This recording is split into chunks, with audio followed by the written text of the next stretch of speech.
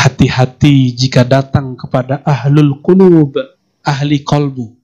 Karena kolbu mereka langsung diteropong oleh Allah Subhanahu wa Ta'ala. Kalau mereka tersinggung, udah siap-siap kita sial.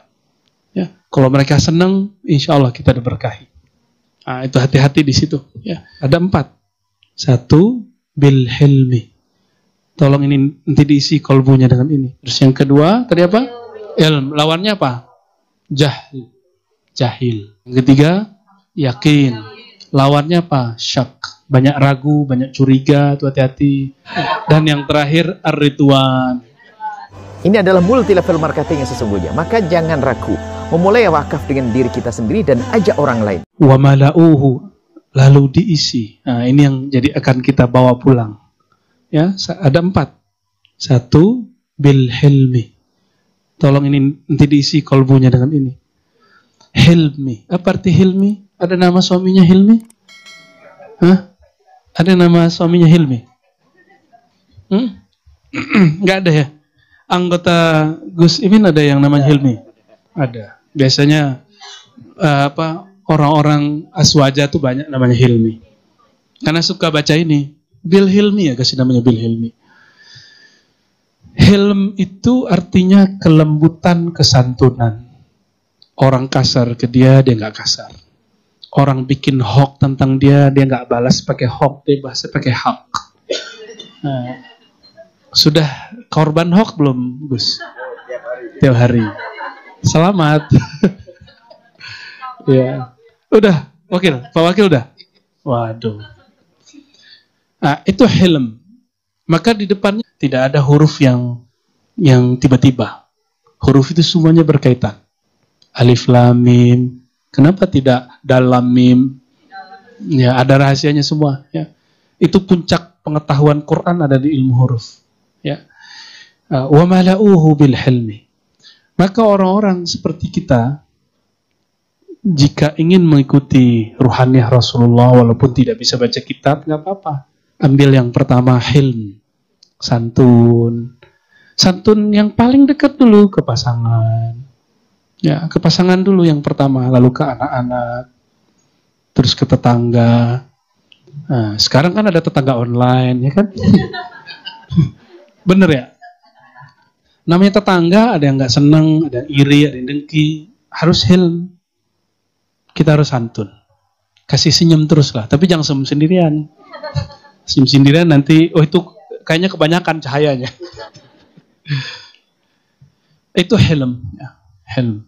Orang hilm itu nggak tergesa-gesa, nggak panikan. Ini hebatnya orang yang hilm.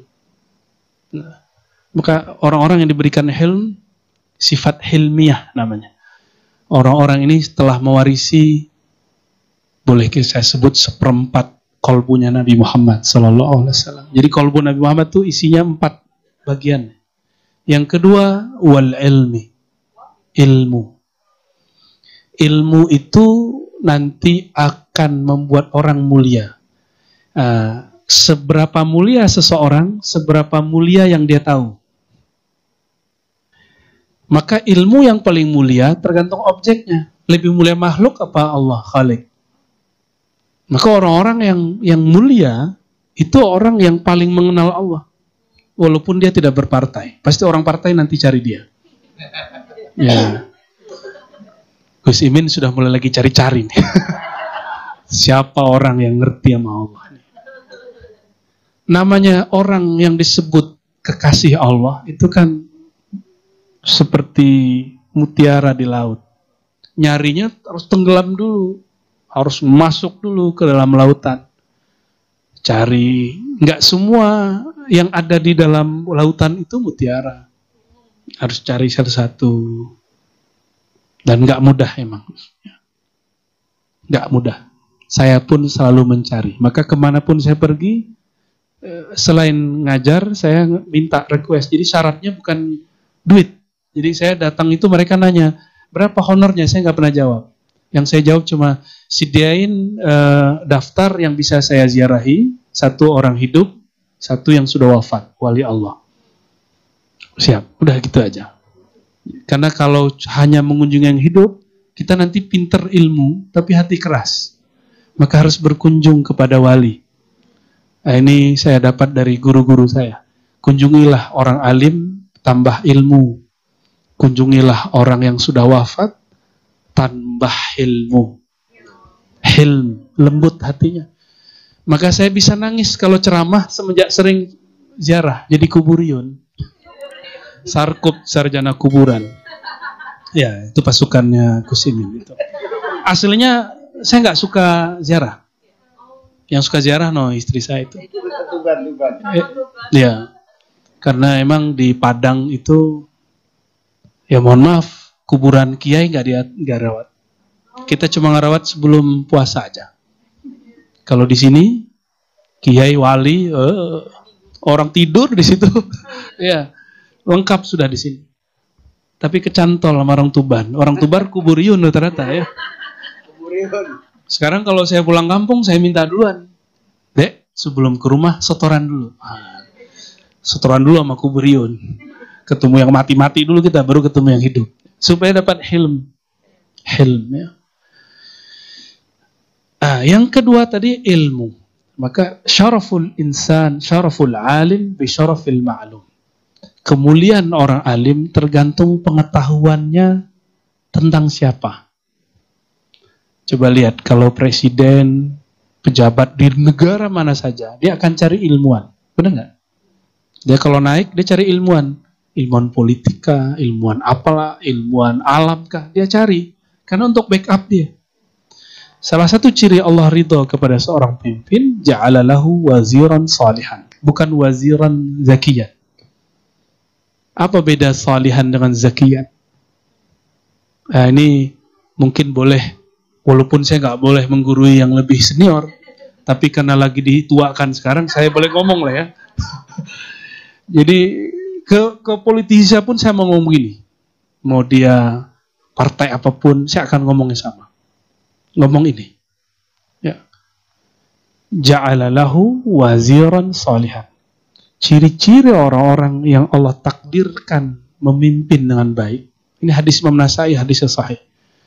Allah jadikan bagi dia wazir. Wazir itu orang yang menjadi asistennya, menterinya, wakilnya, sekretarisnya, orang yang loyal sekitar dia, salihan, bukan zakiyan. Saleh itu cocok batinnya. Kalau soleh udah pasti zaki. Karena dia tahu cara mengkoneksikan kolbunya dengan kawannya. Tahu kapan memimpin, kapan tahu dipimpin. Itu yang salihan. Kalau zakian, belum tentu. Zakian kan alim. Orang pinter. Oh, orang pinter banyak. Tuh, tiap hari nonton di TV banyak orang pinter. Ngapain orang pinter? Kerjanya ngomentari. Ya, dia nggak sadar ngomentarin orang itu nyakitin hati kadang-kadang. Tapi jadi komentator tuh asik, bener nggak? Asik ya? Asik ya, maha benar netizen dengan segala. Asik bener. Saya karena akademisi, terus juga ikut berdakwah. Maka dakwah kita ala kampus paruh-paruh. Di kampus kita ngomongin orang biasa, kritik kitab biasa. Waktu dulu saya ngeritik Zakir Naik, banyak orang kebakaran jenggot. Padahal biasa aja, bagi kita ngeritik jangankan Zakir Naik. Gus Dur dikritik. Biasa aja kan? Hatta Hadratus Syekh Hasyim Asy'ari dikritik orang dan itu biasa aja. Yang nggak biasa dikritik gak usah jadi orang alim. Ya, karena ilmu itu qabilun lil qabuli, qabilun lil raddi wan naqdi. Jadi kalau orang berilmu mesti siap dibenci, siap dicaci maki, siap dikritik dan semuanya lah. Nah ini wal ilm. Imam Ghazali mengatakan dalam kitab Ar-Risalah Al-Dunia, dalam Ihya Ulumuddin, apa kata beliau? Maka orang paling mulia, asyrafun nas, orang paling mulia, orang yang a'lamuhum billah. Kalau dikumpulkan kitab-kitabnya dari Risalah, Ihya, ada Madarijul Uqul, itu kalimat yang bisa saya rumuskan. Ya. Orang paling mulia itu orang yang paling kenal Allah. Maka nanti, mohon maaf ini, nanti kalau udah musim 2023 kan musim nih, ntar 2003 ada yang nyalek, nggak tahu Gus Imin masuk yang mana deh. pasti nyari backup. Iya nggak? Backupnya siapa? Orang yang paling kenal Allah. Nah, tapi ingat, ini saya sampaikan pahit. Imam Sya'rani berkalam, hati-hati dengan para umara, para politisi. Mereka hanya datang ke orang alim yang kenal Allah, wali-wali di musim politik. Nah, semoga orang di samping saya nggak begitu. Ya, beneran nih ya.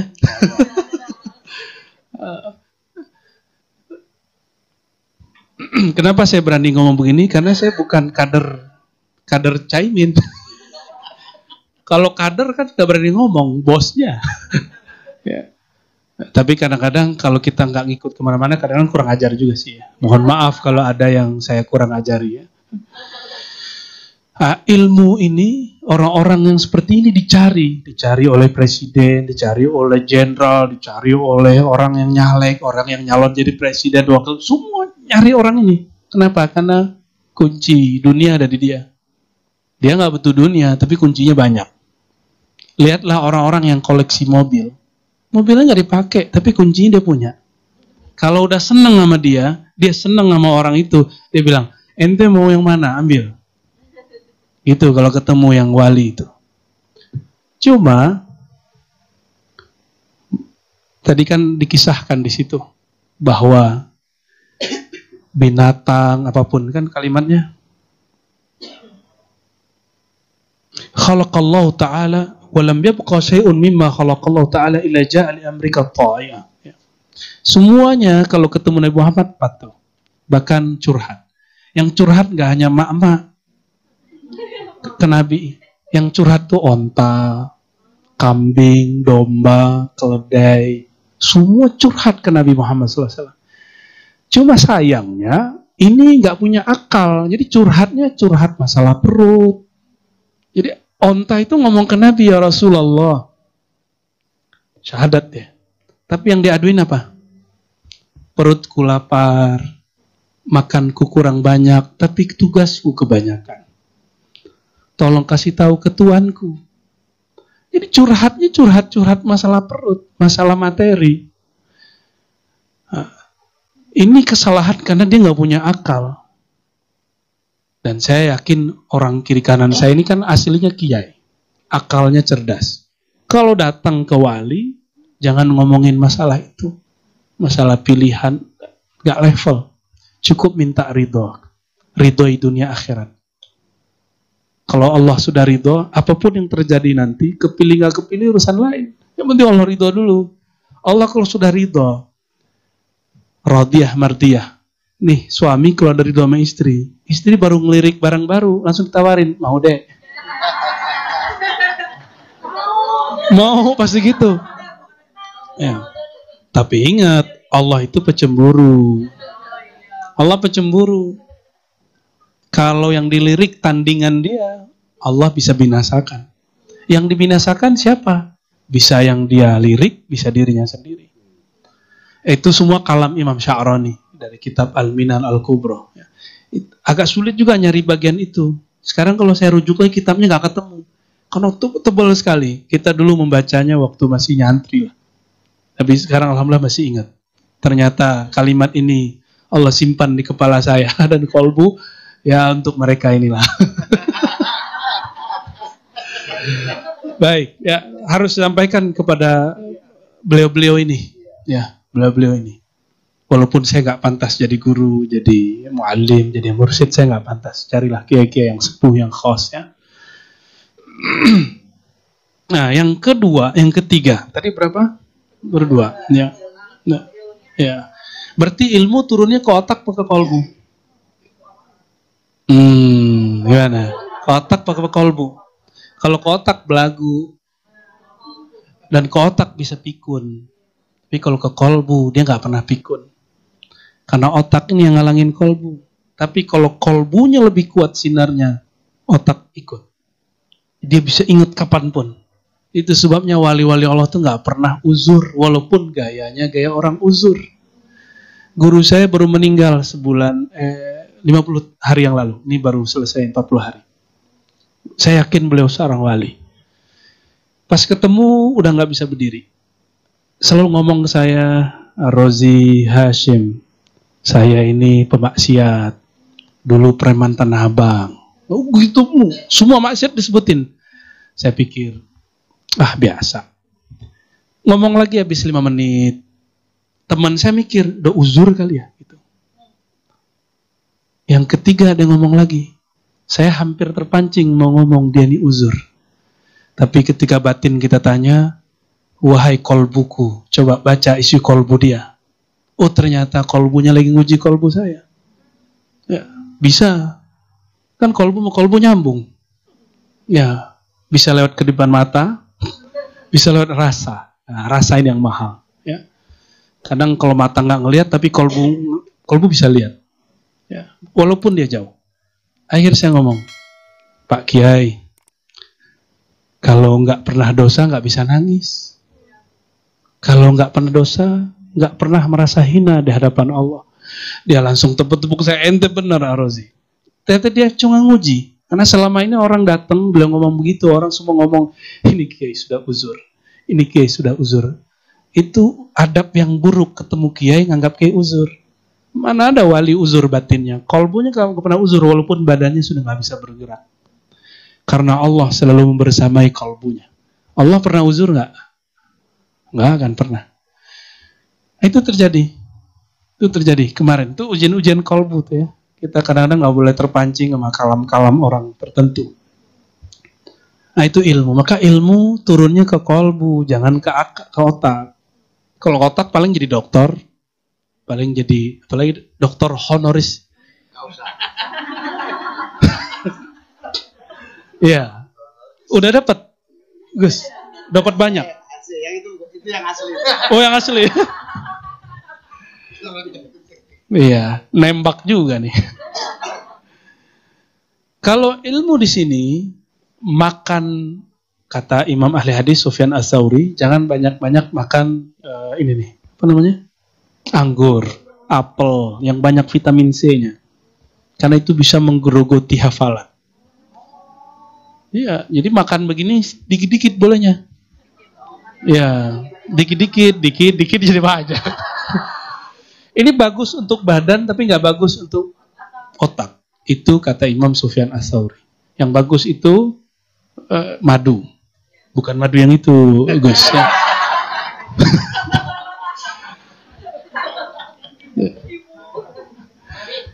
Amin gitu. Untuk Gus ini. Itu saya lain lagi. Urusan nanti. Jadi ilmu ini kalau hanya mengandalkan hafalan, kita harus ngerawat makanan. Jadi ahli hadis dulu, nggak sembarangan makan. Agar riuh ketemu ahli hadis dulu. Ribet makannya nggak boleh ini. Kayak food combining itu. Kayak vegetarian, kayak apalagi macam-macam tuh sekarang. Alirannya kan banyak. Jadi ketemu mereka tuh kayak, aduh ribet amat sih enti gitu ya. Harus makan ini, harus makan itu, nggak boleh ini, nggak boleh itu, nggak boleh minyaknya kebanyakan, nggak boleh pakai micin. Dulu saya begitu. Sekarang mah hajar aja. Hajar aswad. Kalau sudah ke kolbu, dia tersimpan dan itu akan lama. Ya, dia hanya pergi kalau orangnya mati. Itu yang disebut di hadis. Allah itu nggak pernah cabut ilmu mendadak. Dicabutnya biqabdil ulama. Kalau ulamanya dicabut. Karena kalau dicabut, kolbunya juga ikut pergi. Itu maknanya. Ya, hati-hati sama ahlul qulub. Kata Syekh Sulaiman Zuhdi, mursyid Naqsyabandiyah di Mekah, terakhir beliau. Terakhir di Mekah, habis itu Wahabi berkuasa di Mekah. Kata beliau, hati-hati jika datang kepada ahlul qulub, ahli kolbu. Karena kolbu mereka langsung diteropong oleh Allah Subhanahu wa Ta'ala. Ya, kalau mereka tersinggung, udah siap-siap kita sial. Ya, kalau mereka senang, insya Allah kita diberkahi. Nah, itu hati-hati di situ. Ya, makanya saya juga kalau ketemu kiai itu hati-hati. Ya, kalau ketemu kiai nggak usah lama-lama. Bentar, kecuali beliau yang suruh lama. Cara kita jaga adab ke mereka. Ya. Terus wal yaqin, yang kedua, yang ketiga, yang Allah berikan ke dalam kolbu baginda Nabi Muhammad SAW, al-yaqin. Apa arti yakin? Yakin itu puncak dari positive thinking. Ya. Selama ini yakin artinya apa? Beda dengan percaya. Beda dengan percaya. Percaya itu tasdik, membenarkan. Yakin itu ada tingkatnya. Ada yakin teoritis, namanya ilmu yakin. Kata orang. Ya. Ada yakin yang sudah mujarab, tapi mujarab di orang, belum di kita. Namanya ainul yakin. Kita cobain sendiri. Baru percaya. Namanya hakul. Tapi nggak dikasih embel-embel. Al-yakin. Ini yang lebih tinggi. Ya, maka dia puncak dari positive thinking. Ya, maka di Quran wa'bud rabbaka hatta ya'tiyakal yaqin. Bukan hatta ya'tiyaka haqqul yaqin. Karena al-yakin tanpa ilm, tanpa ain, tanpa hak itu puncaknya. Ada dulu di PTIQ ngaji begitu. Oke. Pasti Syekh Ibrahim Hussein pernah bahas ini. Ya, kayaknya beliau sudah mulai lupa karena taruhnya di sini. Ya, enggak, ini beliau naruhnya di kolbu, tenang aja. Tadi ngobrol-ngobrol sama saya masih keluar kok mutiara-mutiaranya. Al-yakin ini harus punya murabbi, pembimbing rohani. Dan dia harus ada contohnya. Kalau nggak ada contohnya, ini yang membedakan ahli zikir berguru dengan ahli baca buku sendiri. Itu bedanya orang otodidak dengan orang berguru. Orang yakin ilmu nggak usah banyak. Hujah dia nggak usah banyak. Dalil dia nggak usah banyak. Dia nggak perlu banyak hafalan. Tapi kalau dia punya contoh, dalil dia ada gurunya sendiri. Karena guru itu mencakup semua dalil. Ya, ini kalau dibuka nih kolbu kiai itu banyak dalil di dalamnya.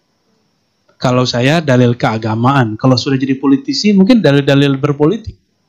Ya, wallahu a'lam bishawab. Ya, ada dalilnya, Gus ya. Ya, ada rumusnya pasti. Ya, sebanyak itu santri kok beliau-beliau aja yang naik kan? Ya, banyak santri yang mau naik, nggak bisa. Karena nggak ngikutin dalil berpolitik. Dia pakai dalil kitab kuning aja. Padahal di kitab kuning, bagian begini, antum a'lamu bi umuri dunyakum. Nah, dunia itu ya tataghayyar. Dunia berubah-berubah. Kita harus ngalah lah, berdamai dengan dunia. Nah, al-yakin, nggak perlu banyak jidal, debat. Yang penting punya guru. Maka, walaupun sudah masyhur, sudah punya jabatan, ibu-ibu ini sudah mateng, sudah mantap secara materi, imaterinya, rohaninya harus punya guru. Kalau zahirnya bergantung kepada mungkin suami, kepada pekerjaan, usaha, batin juga harus bantu kepada yang batin, Allah Subhanahu wa Ta'ala. Coba lihat, yang paling takut pandemi kemarin orang kaya apa orang miskin? Orang kaya, buang aja kekayaannya kan, kasih kita aja. Loh, kurang apa hebatnya? Kekayaan itu kok masih ketakutan? Orang miskin santai-santai aja kita lihat jalan. Nggak pakai masker, bahkan nggak ada booster dia. Dan kematian mereka sedikit. Yang banyak mati orang kaya, mati ketakutan. Apa yang kurang di mereka? Al-yakin. Yakin inilah booster yang sebenarnya. Ilmu yakin ini yang saya kupas selama pandemi. Tapi itu sudah kita tutup pelan-pelan. Cari-cari sendirilah. Dan channelnya sudah ditutup juga. Jadi ada channel kajian hikam dulu, Gus. Itu kajian-kajian ilmu yakin. Dan sudah ditutup. Hanya untuk membersamai selama pandemi. Karena ketika orang belum ketemu booster yang zahir, harus kasih booster yang batin. Biasanya ngaji hikam hanya di pesantren-pesantren, sekarang itu ngaji hikam di YouTube. Kan canggih tuh, menurut saya. Ya, banyak yang marah sama saya. Loh, hikam kamu kok bawa-bawa ke YouTube? Loh, emang salahnya apa? Ya, salah nggak? Jangankan hikam Al-Quran jadi bawa ke YouTube. Lebih mulia hikam Pak Al-Quran. Iya. Ada orang marah-marahin saya bicara tentang Abagurus Kumpul. Tahu Abagurus Kumpul? Ente nggak pantas ngomong Abagurus Kumpul. Saya jawab, lebih mulia Nabi Muhammad apa Abagurus Kumpul? Nabi Muhammad. Ente aneh boleh ngomong tentang Nabi Muhammad dan dia lebih mulia dari Abagurus Kumpul. Masa saya Rozi cinta ke Abah Guru nggak boleh cerita dia? Masuk akal juga sih. Nggak usah pakai dalil kalau mereka mah. Nah itu bil ilmi itu ya. Main-mainan akal aja itu. Sok pinter gitu. Dan yang terakhir war rituan. Nah Ridwan itu bukan nama suami juga, bukan. Ridwan ini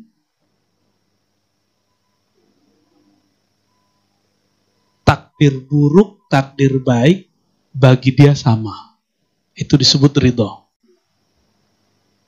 Itu perkataan yang saya nukil dari kitab Hadaikul Haqa'iq dan juga Ar-Risalah Al-Qusyairiyah. Jadi takdir khair atau syar, hul atau mur, itu bagi dia sama. Istiwa'ul hal bitaghayyuril ahwal. Istiwa'ul qalbi bitaghayyuril ahwal. Ya. Qalbu itu tetap stabil, tetap, kalau orang Jawa bilangnya apa kalau nerimo ya? Nerimo. Ridwan itu lebih canggih dari nerimo. Kalau dia bukan saya nerimo, kayaknya masih berat. Ridwan itu bukan itu. Ya Allah, suka-sukamu. Seridho-ridhomu. Semau-maumu. Yang penting aku tetap jadi hambamu. Itu Ridwan. Maka Nabi Muhammad, anaknya Sayyiduna Ibrahim diambil. Ya kan? Putrinya cantik-cantik, 2 wafat. Yang sisa cuma 1, Sayyidah Fatimah. Satu lagi Qasim atau Abdullah, atau disebut juga Thayyib. Juga Allah panggil. Jadi ujiannya Nabi, nggak ada apa-apanya ujian anak saya diambil 1. Anak beliau diambil semua kecuali 1. Maka Nabi ketika gendong cucunya, anaknya, beliau terisak-isak. Bertanya Abdurrahman bin Auf, "Mahbika ya Rasul?" Apa-apaan nih, kok Rasul nangis gitu? Bagi dia Rasul nggak pantas nangis. Dia bayangin Rasul itu tegas. Ternyata Rasulullah kolbunya lebih lembut dari perempuan. Ya, ibu ini lembut nggak, Bu? Paling lembut. Nah ini kalau diterusin panjang nih, udah segitu aja ya. Jadi 4 ini yang dimasukkan ke dalam kolbu baginda Nabi Muhammad SAW. Nah sudah begitu belum? Bukan ridho suami, bukan ridho istri, ridho Allah. Kalau Allah sudah ridho, masa istri suami nggak ridho? Bukan ridho makhluk, bukan ridho, apa istilahnya kalau pemilih itu? Konstituen? Bukan. Apa? Benar, ya, sahih. Bukan ridho pengikut, bukan ridho viewer, bukan ridho netizen, bukan. Capek, lelah. Ya, itu yang kita sering dengar dari kiai-kiai dulu. Ridho nas, ghayatun la tudur. Ridho viewer, netizen, rakyat, itu nggak akan bisa dicapai. Dan Nabi mengkabarkan nanti di akhir zaman para pemimpin itu paling sering dibenci orang. Nah beliau kayaknya udah pasang badan. Ya, udah pasang badan. Dan saya dekat-dekat datang begini, saya harus siap-siap juga dibenci. Karena kolbu kita membuka semua. Nanti yang undang mungkin lawannya Gus Imin, saya insya Allah datang juga. Insya Allah, yang penting maulid musimnya. Maulid saya datang. Bukan saya lihat orang yang ngundang, tapi saya lihat nama Nabi Sallallahu Alaihi Wasallam. Ya. Barangkali itu yang bisa dapat kita ambil. Silakan setiap hari membersihkan kolbu dengan istighfar. Karena malaikat nggak turun lagi ke kita kan? Ya, tapi sebenarnya setiap kali ada orang baca istighfar, di saat itu ada malaikat istighfar. Malaikat istighfar itu ada khusus. Dia sedang membersihkan dada. Cuma nggak kelihatan. Ya. Apa buktinya? Lihat kalau saya mimpin talqin. Ya. Mimpin talqin zikir, istighfar. Itu pasti ada yang bercucur air mata, ada yang kepanasan. Itu lagi dibersihin. Cuma nggak kelihatan oleh mata. Kenapa? Karena dia bukan makhluk fisik. Kalau dilihat pakai kolbu kelihatan. Ya. Bahkan ada beberapa yang datang ke saya, Allah ambil isi kolbunya, dibuang, itu lebih menjijikkan, lebih bau dari bangkai 40 hari. Dia lihat secara batinnya. Ada yang begitu. Jadi Allah liatin. Itu di dunia. Jadi pembedahan kolbu itu tidak hanya untuk para nabi, tapi juga untuk para kekasih-kekasih Nabi Muhammad sallallahu alaihi wasallam. Syaratnya satu, cintai Nabi Muhammad. Ya, bersihkan setiap hari. Setiap hari. Insya Allah. Coba diulang sebelum ditutup. Pertama apa? Helm. Apa artinya? Berarti sebelumnya ada apa di kolbu Nabi? Keras, kasar. Itu dihilangkan. Nabi, iya. Zuriat Nabi dibersihkan nggak? Enggak. Maka zuriat Nabi belum tentu dapat ini. Jadi tolong dimaklumi. Jangan benci kepada zuriat Nabi. Mohon dimaklumi. Cinta ke zuriat Nabi bukan karena partainya sama, pilihannya sama, tapi karena zuriat Rasulullah SAW. Ya. Terus yang kedua, tadi apa? Ilm. Lawannya apa? Jahil. Ya. Yang ketiga, yakin. Lawannya apa? Syak. Banyak ragu, banyak curiga, tuh hati-hati. Yang curiga sama lakinya. Kurang-kurangi, yakin ke Allah. Suami, istri nggak bisa jaga kecuali yang zahir-zahir. Serahkan penjagaan mereka kepada Allah. Ya. Seneng banget Kiai dibilang gitu. Merdeka. Dan yang terakhir ar-ridwan. Berarti lawan ridwan apa? Rela, lawannya apa? Nggak rela. Nggak rela itu apa? Nggak rela itu bahasa Arabnya apa? Ridwan itu, lawan ridho.